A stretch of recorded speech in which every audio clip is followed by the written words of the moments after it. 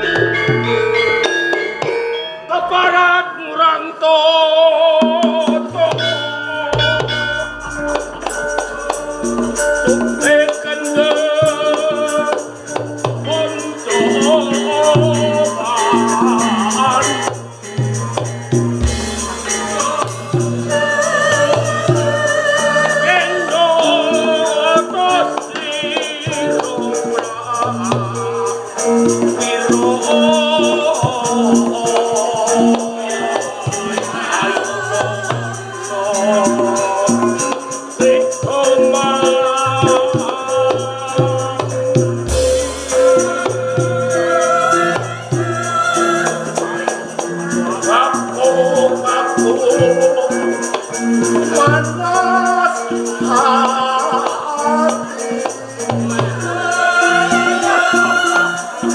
Eker koro-koro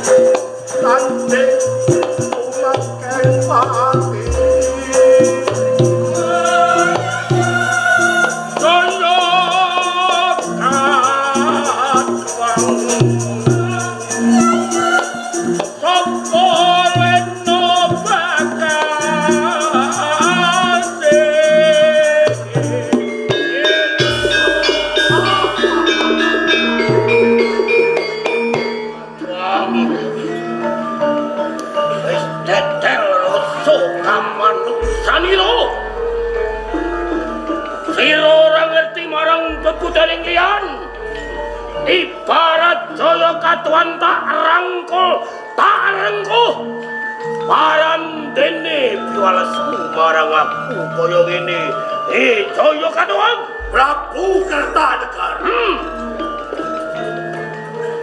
kabeh mau mung dara caran nanging tegaku oleh negara Singosari bakal akeh utang nyawa-nyawa, utang mati nyawa mati. Kowe buka lembaran sejarah, lalu Horiro Prabu Kartajaya Dandang Gede. Katuang Prabu Kertanegara. Kok menawa tadi jongko cangkane ngelakon. Lamun totrah Kartajaya Dandang Gede. Ngantio jagat digulung dan bisa akur lan Prabu Kenaro Sri Rangga Rajasa Hatara Sang Amuriku Ikatuang Prabu Kertanegara Sirotra Dandang Gendis Kertanegara Sang Maheswara Buddha Siwa Kedah Turuning Prabu Kenaro iso tentrem Singosari mung siji tumbale Kertanegara mati oleh pengarpaning Jaya Katuang ing papan kene kang kono ndoake trah enaro ogotra Dandang Gendis sing bakal mungkasi urip ayo Jaya Katuang Prabu Kertanegara dadaku sing bakal nampani ora ojo sira koken wis blake jajamu tanpa nono ranciping curiko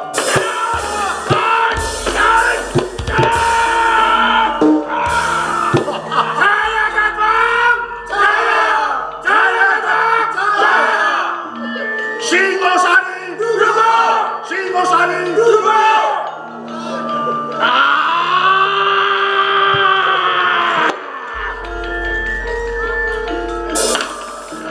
Tuhan, wikil Kertanegara di daerah Kelanau.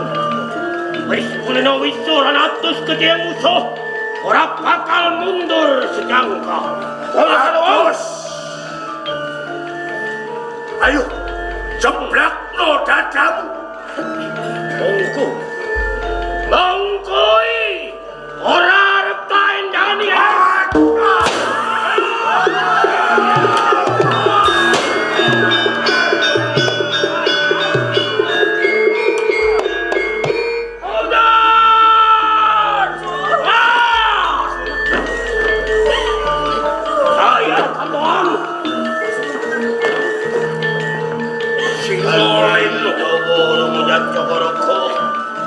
Kertanegara warga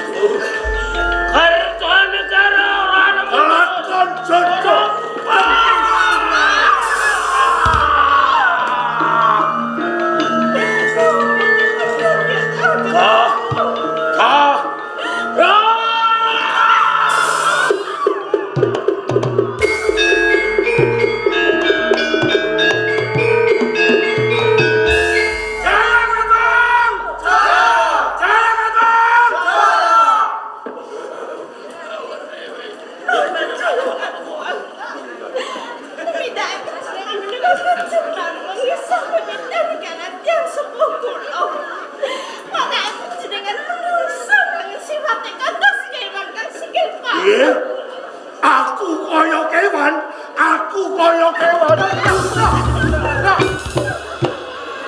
Panjenengan iku panjenengan iku salah satu jeneng adipati Genggong Binegara. Ya. Trima ngeten iki napa? Niki napa? Niku pasrahke kula kemawon. Kabeh padha disuksen. Iya. Prabu Kertanegara jengkerang dadi batang. Nggih. Jerbabah kepani banto. Kumranging negara Singasari. Ingsun kang bakal jumeneng lho. Kanthi tambah gelar sesebutan Prabu Anom Jaya Katua.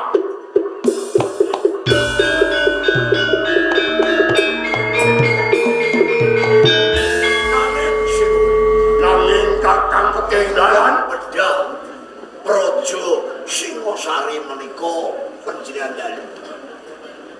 Para sarjana ugi sampun sami mastani wonten tembung Bedak Praja Ambandaraja niku boyonganipun putri.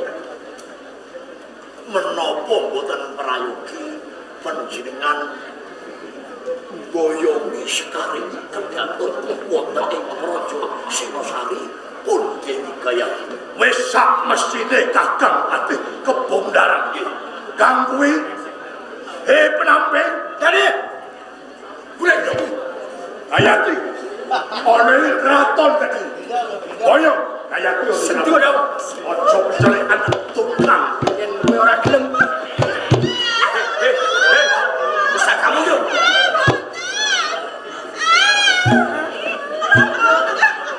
Dora Putri. Putri wonten ing Wonten iki wonten ing kereta Joli Jempol. Monggo. Monggo. Ula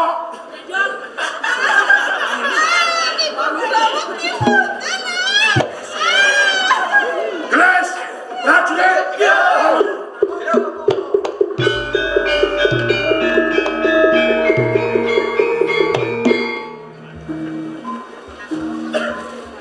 Kajeng Rama.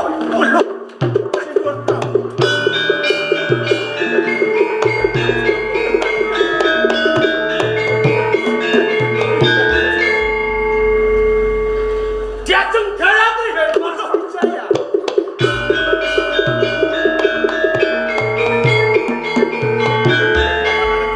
Wijaya. Karwamu Wijaya. Kaboyong Jaya Katua. Bangun anak dari.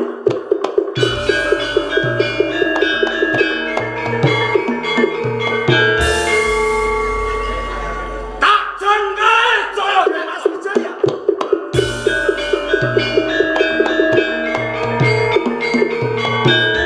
Punten dalam sing Mas Wijaya.